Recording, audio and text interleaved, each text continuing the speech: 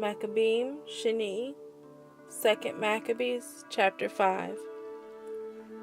About the same time Antiochus prepared his second voyage into Mitzrayim.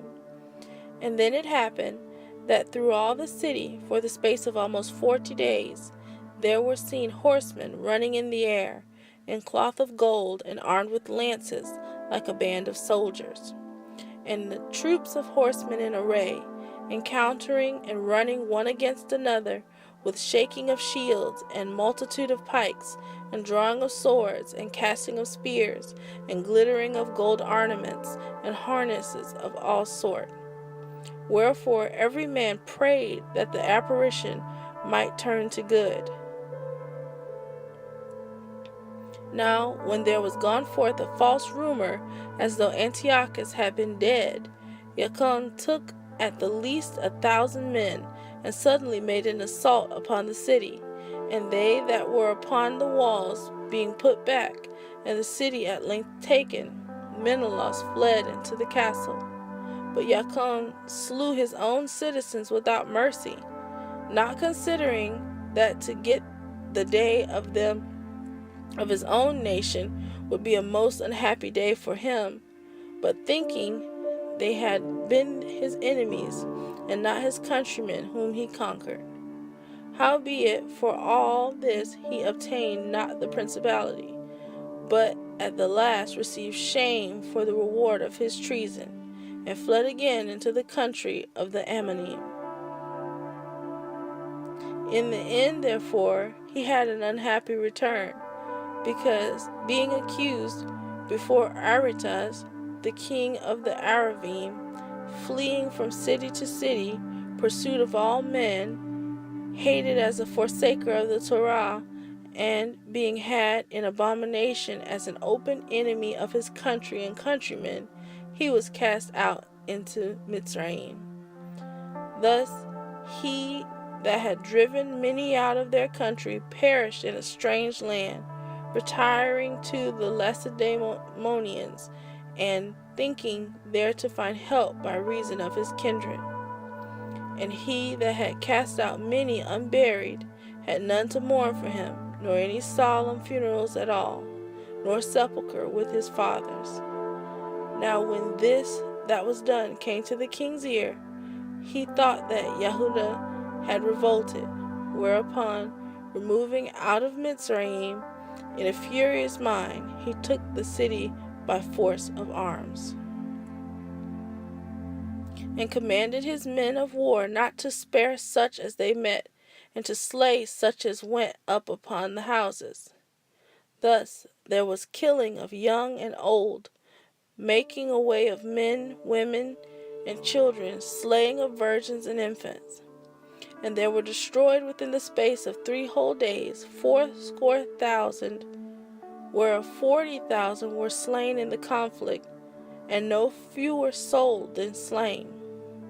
Yet was he not content with this, but presumed to go into the most holy temple of all the world, Menelaus, that traitor to the Torah and to his own country, being his guide. And taking the holy vessels with polluted hands, and with profane hands pulling down the things that were dedicated by other kings to the augmentation and glory and honor of the place, he gave them away. And so haughty was Antiochus in mind, that he considered not that Yahuwah was angry for a while for the sins of them that dwelt in the city, and therefore his eye was not upon the place. For had they not been formerly wrapped in many sins, this man, as soon as he had come, had forthwith been scourged, and put back from his presumption, as Heliodorus was, whom Seleucus the king sent to view the treasury. Nevertheless, Elohim did not choose the people for the place's sake, but the place for the people's sake.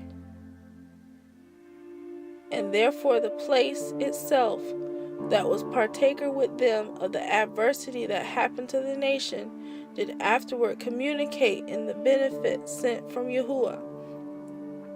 And as it was forsaken in the wrath of El Shaddai, so again the great Yahuwah being reconciled, it was set up with all glory. So when Antiochus had carried out the temple 1,800 talents, he departed in all haste unto Antioch, weening in his pride to make the land navigable, and the sea passable by foot, which was the haughtiness of his mind. And he left governors to vex the nation at Jerusalem, Philip for his country of Phrygian, and for manners more barbarous than he that set him there. And at Gerizim Andronicus, and besides Menelaus, whose worse than all the rest bore a heavy hand over the citizens, having a malicious mind against his countrymen the Yahudim. He sent also that detestable ringleader Apollonius with an army of 22,000, commanding him to slay all those that were in their best age, and to sell the women and the younger sort, who coming to Jerusalem and pretending peace, did forbear to the holy day of the Shabbat, when taking the Yahudim keeping holy day, he commanded his men to arm themselves.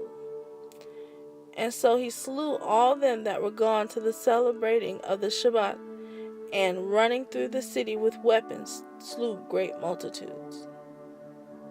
But Yehudah Maccabee with 9 others, or thereabout, withdrew himself into the wilderness, and lived in the mountains after the manner of beasts, with this company, who fed on herbs continually, lest they should be partakers of the pollution.